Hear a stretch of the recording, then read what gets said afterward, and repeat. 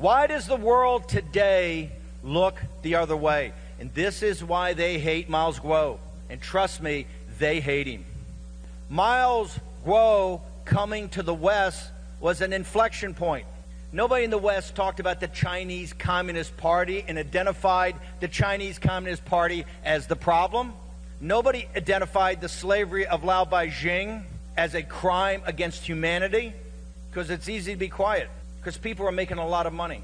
It was Miles Guo that came to the West. In Miles Guo's videos where he called out the hypocrisy of supposedly communist leaders who are the wealthiest families on earth. And they're the wealthiest families without creating anything. They've never created anything. They've never made anything. They've never produced anything. What have they done? They've run a gulag of 1.4 billion people, and they've stolen their wealth. And Miles Guo didn't have to do this. He was a billionaire many times over. He could have done anything he wanted in the world, lived anywhere he wanted in the world, partied. He didn't need to do any of this. None of it. And remember, if he had kept his mouth shut and played along like everybody else, he'd be one of the richest guys in the world, and he certainly wouldn't be on the 4th of June in the year of our Lord 2023 sitting in a federal prison. That's courage.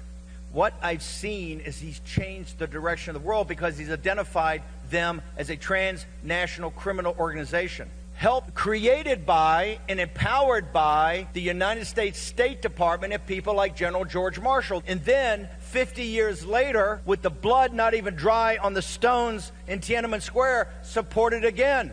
What Miles Guo did is historic because he bifurcated the Chinese people from the Chinese Communist Party, and we know that they hated that. He said, this is not the Chinese people. There's only 92 million Chinese communists, and they're not even that effective. It's just a handful of factions and families that take the wealth because it's a totalitarian state, by the way, of which you've helped build with your capital and your technology and looking the other way.